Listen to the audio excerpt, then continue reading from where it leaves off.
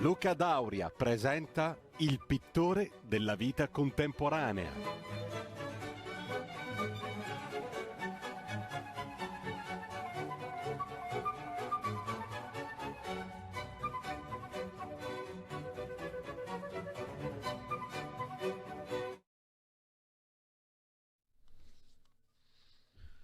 Il mondo è una mia rappresentazione. Diventa allora chiaro e ben certo che io non conosco né il sole né la terra, ma un occhio il quale vede un sole, una mano la quale sente una terra, riconosce che il mondo da cui è circondato non esiste se non come rappresentazione, vale a dire sempre e dappertutto in rapporto a un altro, a colui che rappresenta, il quale è lui stesso. Il cervello legge le parole come immagini, è la scoperta dei ricercatori della Georgetown University negli Stati Uniti. Il cervello sostanzialmente utilizza e richiama le immagini per formare delle linee guida, le quali definiscono il nostro comportamento a fronte degli stimoli esterni. I nostri occhi dunque compiono continui e impercettibili movimenti, poi si fermano un istante verso un punto da fissare e la retina scatta una foto.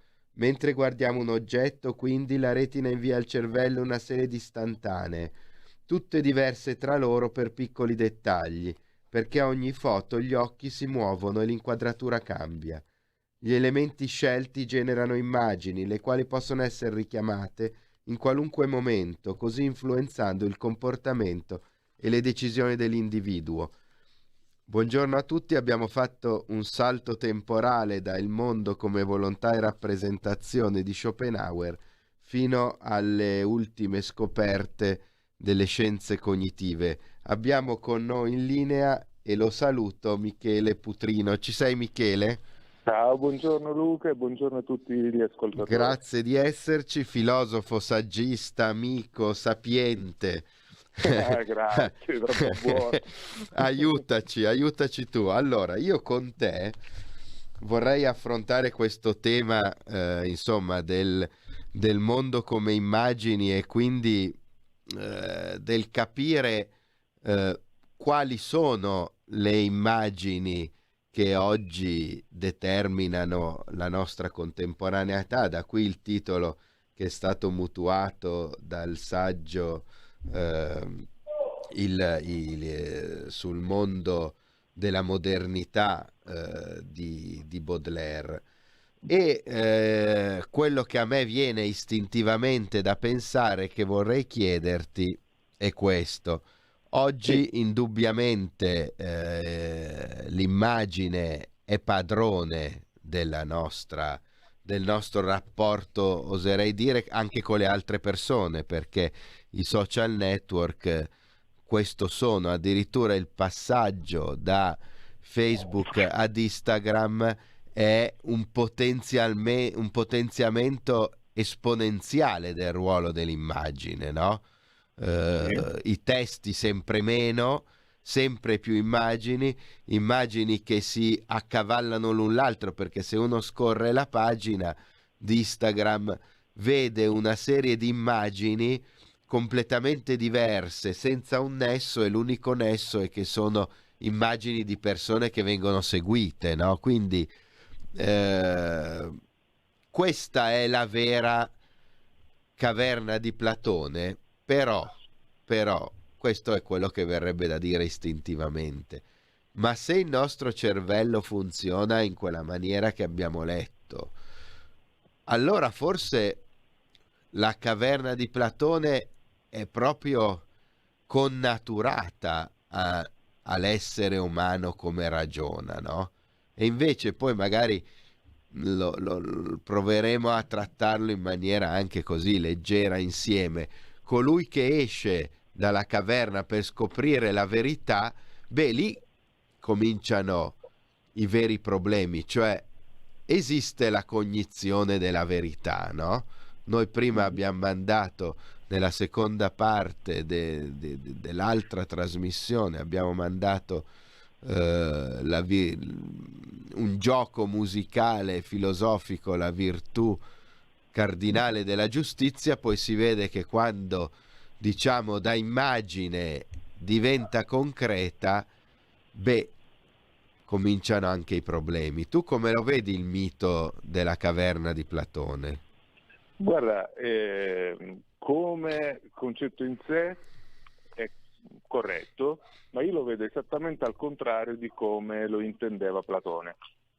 Cioè, nel senso, Platone sosteneva che il mondo reale è il mondo delle idee, quindi bisognava uscire, diciamo così, dal mondo che ci veniva dettato, che ci viene dettato dai nostri sensi, per andare nel mondo trascendentale. Per me è l'esatto opposto. Cioè, noi oggi viviamo in un mondo talmente tanto immaginario, trasceso appunto, no? Che esiste soltanto nella nostra testa, e ci siamo completamente allontanati dai nostri sensi.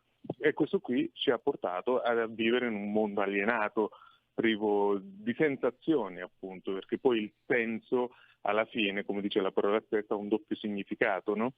Significa sia senso nel senso di direzione, ma anche direzione delle nostre sensazioni, cosa a cui quasi mai nessuno fa attenzione su questa parola.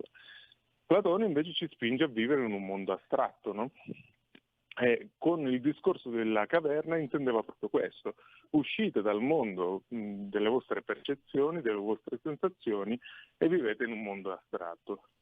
Questo, a mio parere, questa visione ha portato per almeno gli ultimi 2000 anni al mondo in cui viviamo noi oggi, completamente astratto. Instagram, Facebook, nel senso utilizzato in maniera solo per divertimento, YouTube, dove le cose che funzionano di più è semplicemente solo ed esclusivamente la distrazione, no? Il divertimento e così via. Come vedete è sempre alienazione, no? Se io guardo una trasmissione, un programma, un video solo per divertirmi, per distrarmi da cosa? Dalla realtà, da ciò che percepisco. Quindi è vero come concetto la famosa caverna di Platone, ma per me vale in polarità invertita rispetto a come la intendeva Platone. Secondo me è estremamente interessante quello che tu dici, perché io ritengo, quello che Platone chiama mondo delle idee, che poi tu giustamente trasformi in mondo astratto, così da portarlo oltre la dottrina di Platone, fargli attraversare un po' tutta la storia del pensiero occidentale, no? E che per guardare all'arrivo, cioè alle scienze cognitive di oggi, è quello che probabilmente queste conoscenze chiamano mente estesa, no? È un po' forse la stessa cosa, perché è un dispositivo esterno che influenza il cognitivo interno. In effetti anch'io ho sempre visto, per esempio, la nostra religione monoteista, ma la legge stessa, e poi dopo l'epoca rinascimentale la politica, come delle menti estese, cioè delle astrazioni che diventano necessarie perché alla fine servono per gestire il cognitivo dei singoli. Cioè io ti creo una conoscenza superiore alla quale tu ti devi adeguare, che è astratta, tant'è che la grande idea dei romani nel mondo del diritto è quella dell'astrattezza della norma, no? Perfetto. Quindi io ti creo una norma astratta, esattamente come ti creo un Dio astratto, o come ti creo un'idea di amore astratto. A questa tu ti devi sostanzialmente genuflettere, e quindi il tuo cognitivo personale viene meno. Non solo, viene a piegarsi alla mia volontà. Certo, viene a piegarsi. A costruire quel mondo astratto, a gestirlo, quindi certo. È un gioco di catene geniale, se uno ci pensa. Sì, perché allora se già Schopenhauer nel suo mondo come volontà e rappresentazione dice il mondo è una mia rappresentazione, cioè una cosa astratta, e diciamo che un centinaio, 100-150 anni dopo, le scienze cognitive lo seguono su questo, dicendo il mondo è una rappresentazione del mio cervello. Però quella di cui parli giustamente tu e che aggancia Platone e io faccio arrivare fino alla mente stesa, è un'astrazione ancora ulteriore, no? Quindi c'è una doppia alienazione forse dell'io, no? Assolutamente sì, anche perché poi quel modo di ragionare astratto con il tempo è andato sempre oltre, no? Poi si è agganciato tutta la storia del cristianesimo inteso come filosofia, non tanto come i detti di Gesù, che è un altro discorso a parte ovviamente, Certo, ma certo, come costrutto, come certo, teologia, come eccetera. dottrina.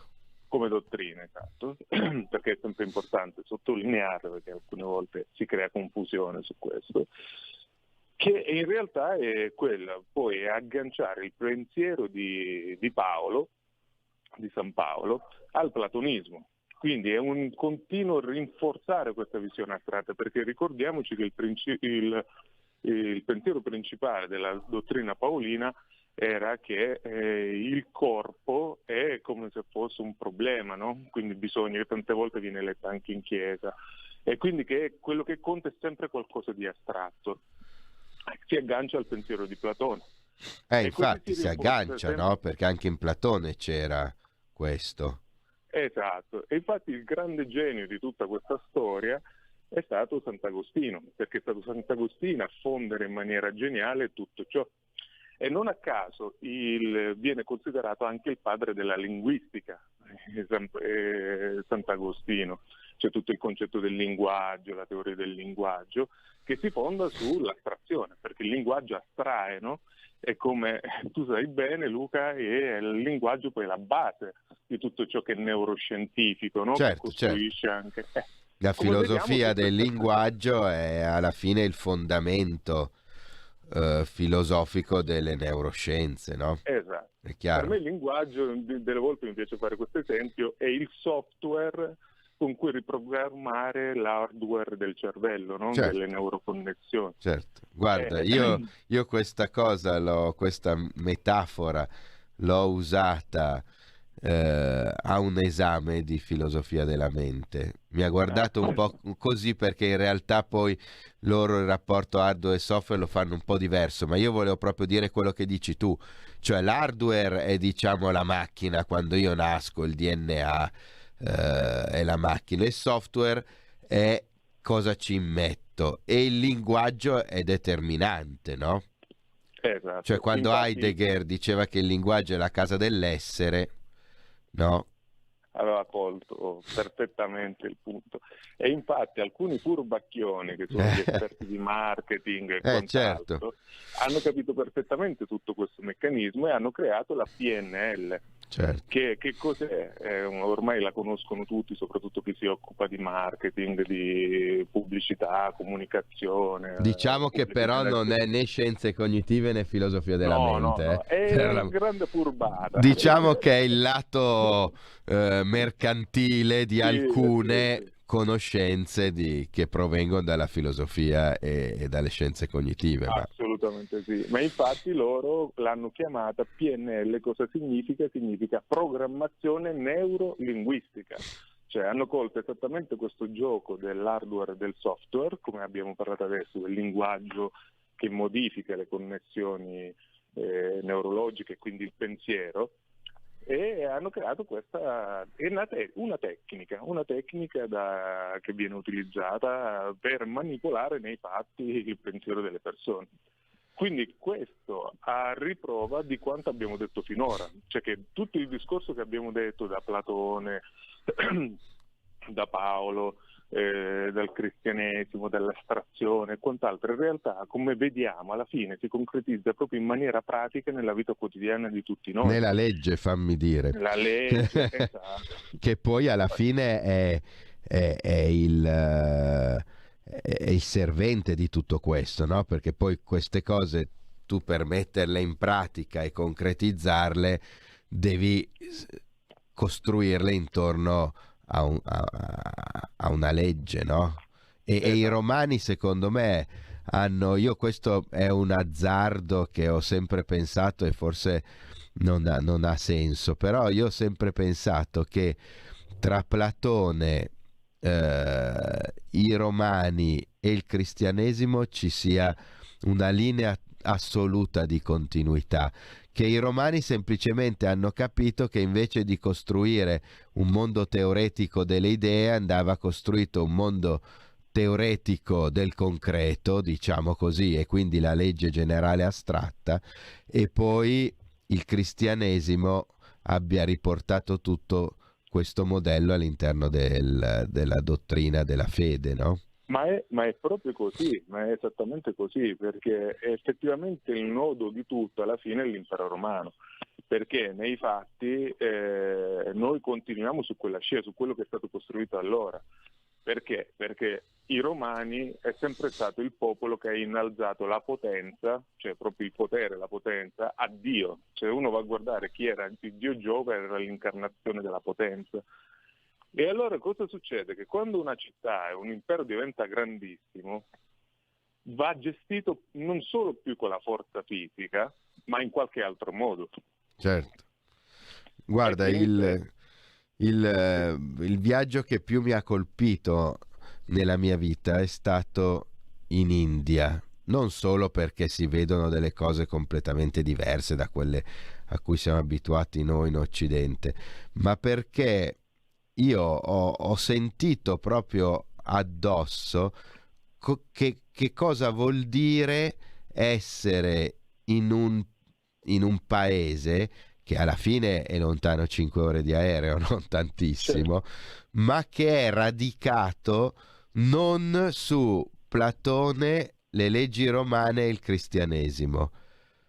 Cioè, ed è molto più vicino a quello che dici tu, perché le stesse divisioni in caste, al di là della sua poi essere stata rappresentata come una degradazione, diciamo, dei concetti astratti nostri occidentali di equità, giustizia e uguaglianza, in realtà si fonda, e questo ce lo cercavano di spiegare e noi facevamo fatica, noi occidentali, a capirlo, su in realtà una divisione dell'attività quotidiana, materiale e lavorativa della popolazione, no? Ma non su un aspetto che a noi è sempre stato raccontato come diciamo quasi di apartheid, no?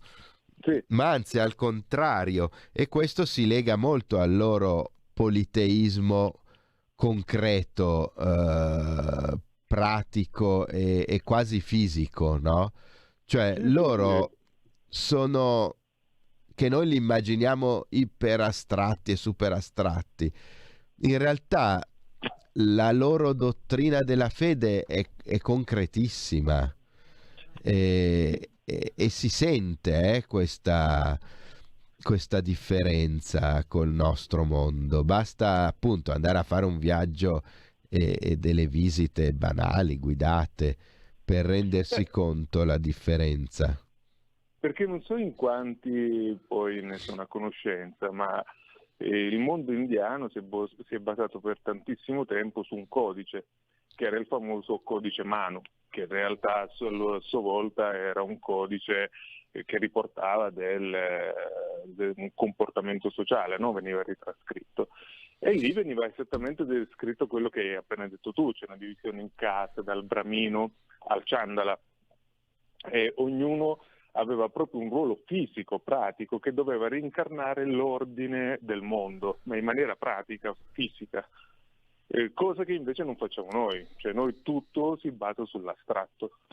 Ed è importante questo, è importante perché per capire come dicevi tu che anche basta fare un viaggio in un mondo culturale diverso per accorgersi che in realtà esistono che il nostro mondo non è quello considerato normale, perché noi parliamo con le persone comuni, no? Dicono, perché così va il mondo. No, non è così. Certo, Così il mondo... non è per forza così, e anche gli altri nascono, crescono, Esatto. pensano, no?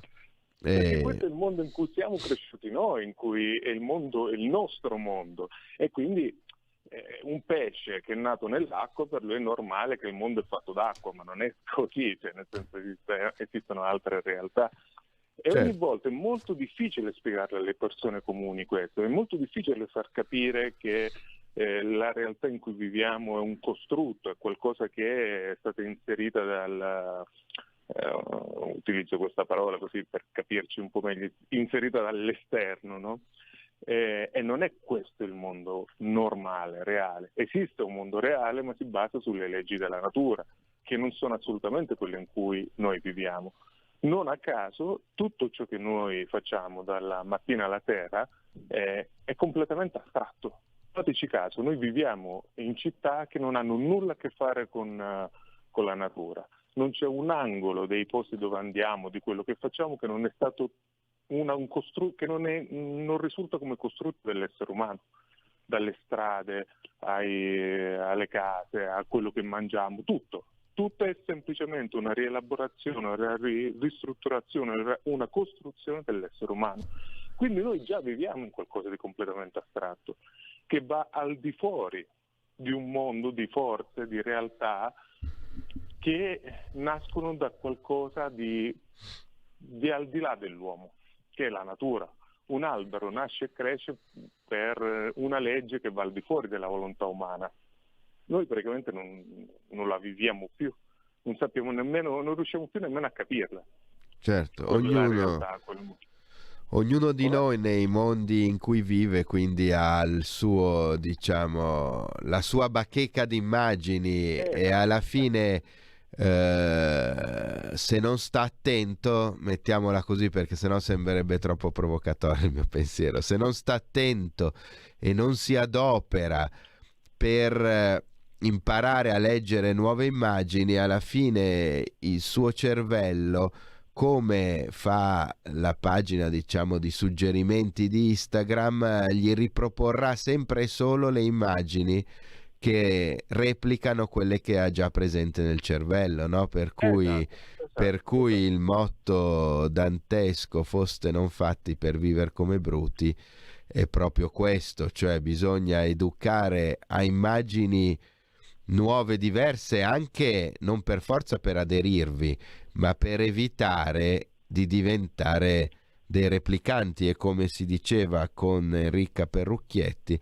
anche succubi di un verbo unico che poi, se è vero ciò che dicono le scienze cognitive, c'è da pensare che sia vero, vorrebbe dire di fatto avere una sola immagine nel cervello che autoreplica tutto secondo quei pixel alla fine, no?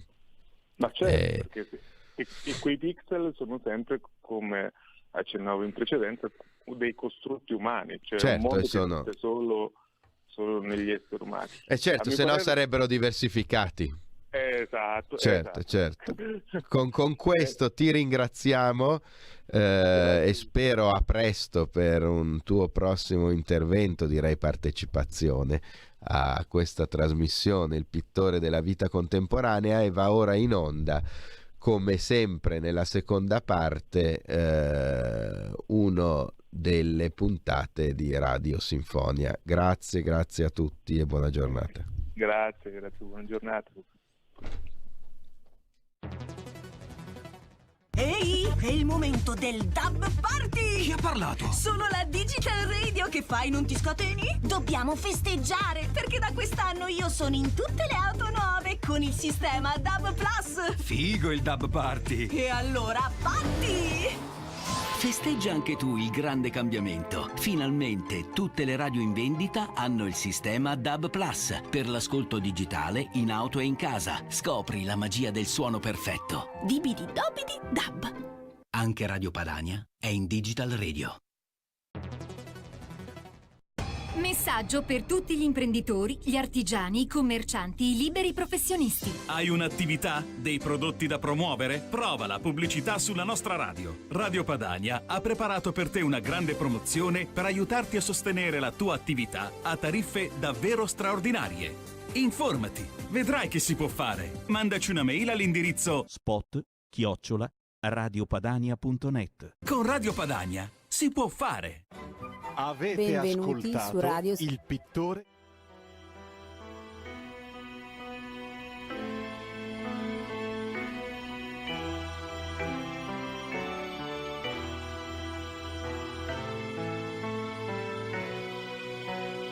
Alzerò il calice della salvezza e invocherò il nome del Signore.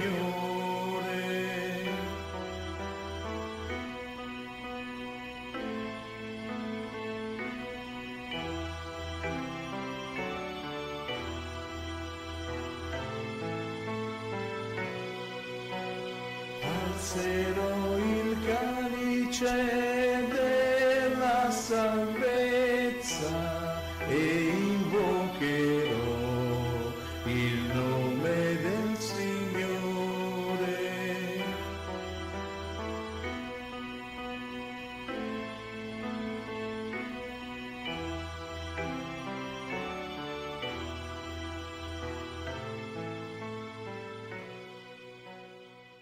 Primo salmo sulla salvezza, la metafisica. Il mito ha questa grande facoltà, questa grande capacità di portarti e di trasportarti su una dimensione superiore. Prima dicevo che il mito è alle origini non solo di ogni religione, ma anche del pensiero. Noi non capiremmo la filosofia se non partissimo dai miti. C'è un crocevia preciso che in qualche modo segna il passaggio di consegne tra il mito e la filosofia, ed è quando l'opera di Omero, attraverso i miti, diventa opera di grande divulgazione letteraria, ma dopo Omero arriva Platone, che è il suo antagonista, il suo nemico, ma al tempo stesso il suo continuatore, perché al di là di quel conflitto che viene solitamente esaltato, cioè il conflitto appunto radicale tra la letteratura, la poesia di Omero e la filosofia di Platone, c'è un anello di continuità. E il filo di continuità tra Omero e Platone è il mito, è il filo d'Arianna del mito, perché con i miti si conclude l'opera di Omero, con i miti comincia l'opera di Platone. Il mito è non soltanto il racconto che serve per guarnire, per ornare in qualche modo la filosofia di Platone, no, è anche la metafora della condizione umana, della condizione spirituale, la metafora del politeismo, è l'evocazione degli dei attraverso il racconto, attraverso le grandi narrazioni, e quindi il mito ha una funzione importante anche alle origini della filosofia. La filosofia è quasi la secolarizzazione del mito, cioè il mito che cade in terra in qualche modo e viene ripensato analiticamente attraverso la ragione. Ma prima della ragione c'è qualche cosa che è un'intuizione fondamentale, originaria, che è propriamente il mito.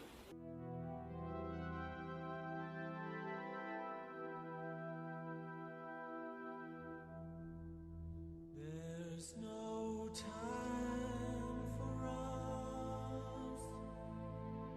There's no place for us. What is this thing that builds our dreams, yet slips away from us? Who wants to live forever? Who wants to live forever?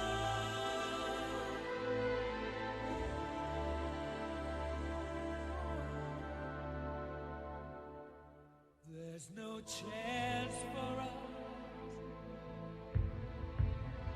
It's all decided for us. This world has only one sweet moment set aside for us.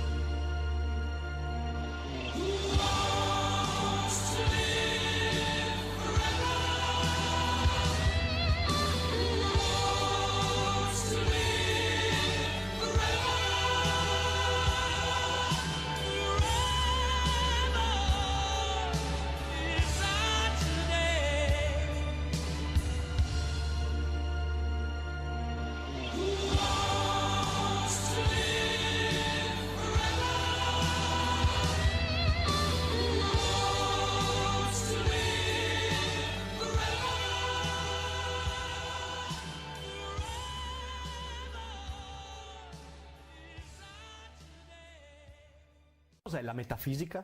Si tratta di quella parte della filosofia che si propone di scandagliare e comprendere la natura ultima, ovvero non causata, delle cose e degli oggetti, i quali invece sono parte integrante dello studio delle scienze particolari. Secondo alcuni, come per esempio Nietzsche, la metafisica nasce con Platone, il quale, creando il mondo delle idee, suppone che la causa ultima del mondo materiale stia in un mondo che sta oltre la materia, le cose e gli oggetti. Per altri, il fondatore della metafisica è invece Aristotele, che la chiama filosofia prima. Secondo lui, questo è lo studio degli enti in sé, al di là delle loro particolarità materiali, alla ricerca dei loro enti in quanto enti. La scolastica fu estremamente influenzata da Aristotele ed è uno dei motivi per i quali la filosofia medievale, per la grandissima parte, è metafisica. Quasi sempre nel gergo filosofico, metafisica va a corrispondere al termine ontologia, in quanto la metafisica è lo studio dell'essere in quanto tale, e anche questa è una definizione che ha un fortissimo connotato aristotelico. Ma non lasciatevi ingannare, perché anche nella scienza esiste una metafisica. La filosofia analitica, per esempio, influenzando moltissimo gran parte della scienza, ha studiato le strutture trascendentali, ovvero universali, che ci portano a pensare e descrivere il mondo, riportando in auge il tentativo kantiano di costruire una filosofia delle strutture trascendentali della mente, e il cui maggiore esponente è senza dubbio Ludwig Wittgenstein. Insomma, che vi piaccia o meno la metafisica, non c'è che dire, non è tutto noia ciò che pensa.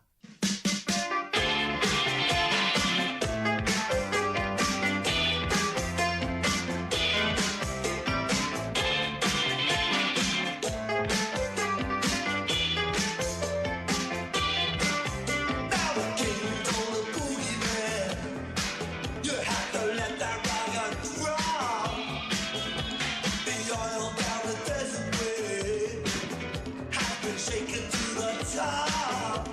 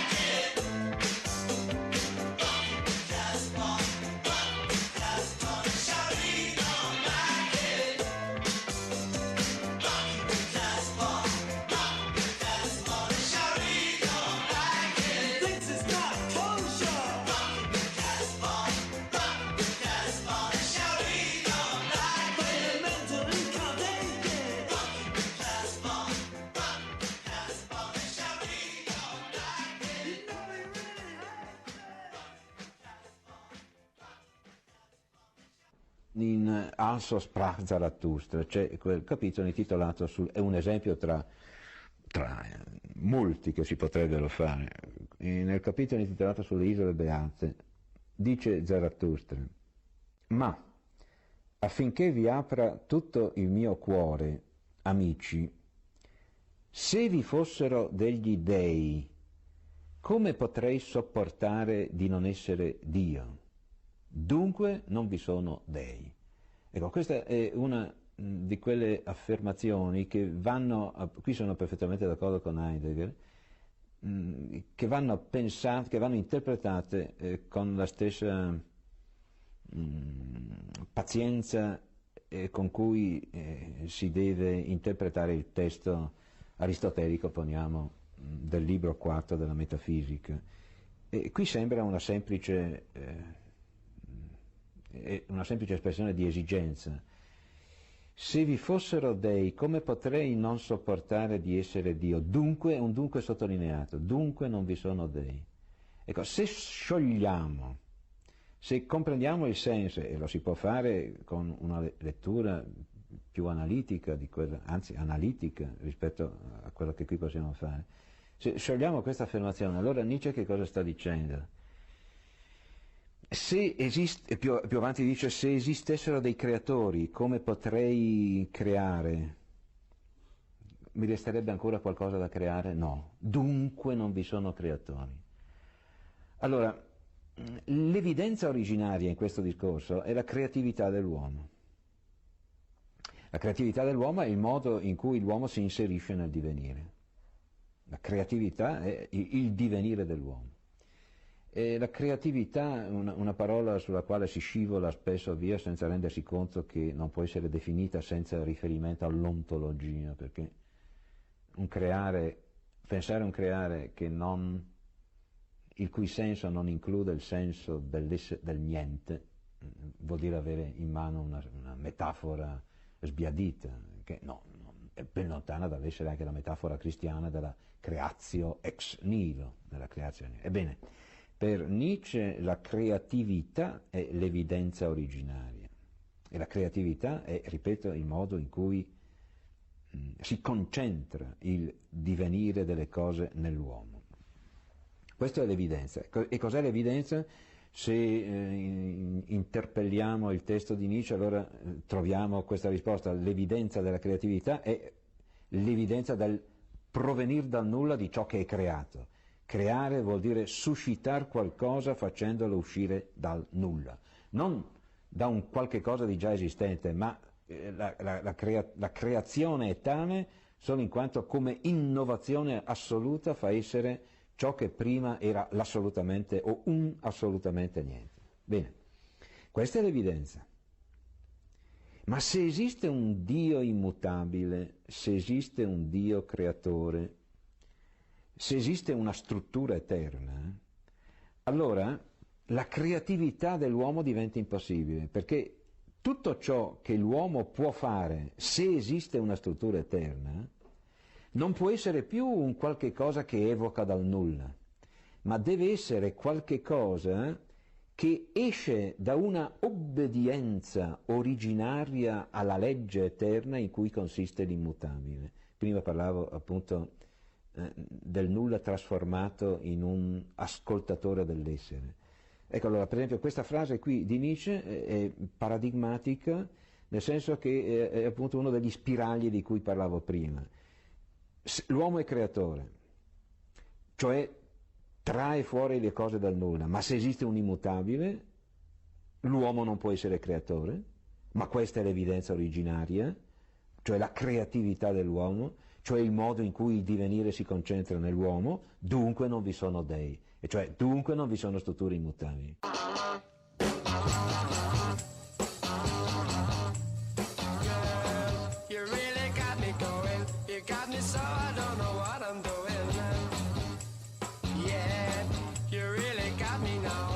Got me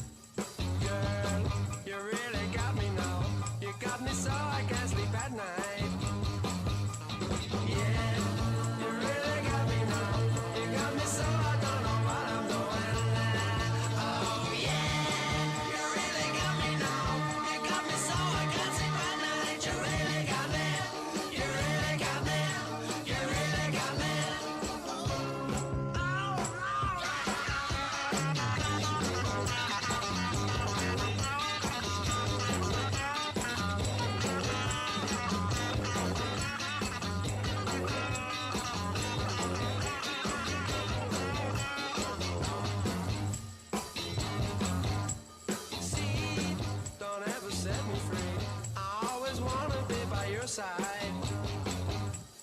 Girl, you really got me now. You got me so I can't sleep at night. Yeah, you really got me now. You got me so I don't know what I'm doing there. Oh yeah, you really got me now.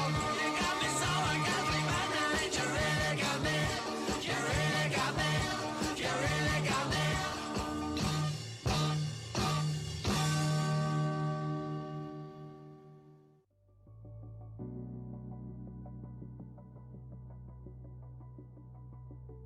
Il mondo celeste è caratterizzato dal solo movimento circolare. Le sfere celesti ruotano attorno al primo motore immobile, identificato da Aristotele con Dio.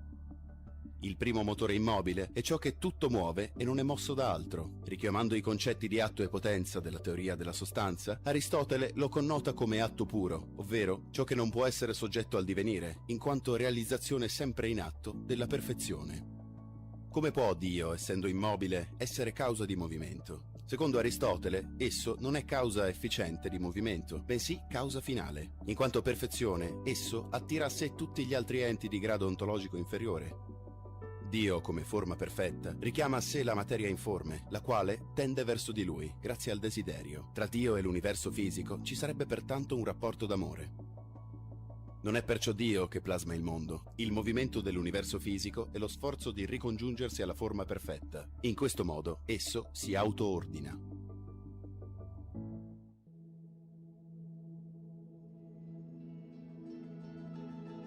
You don't care about what other people think anymore. It's about kind of what you feel about yourself and what you kind of want to bring to the world.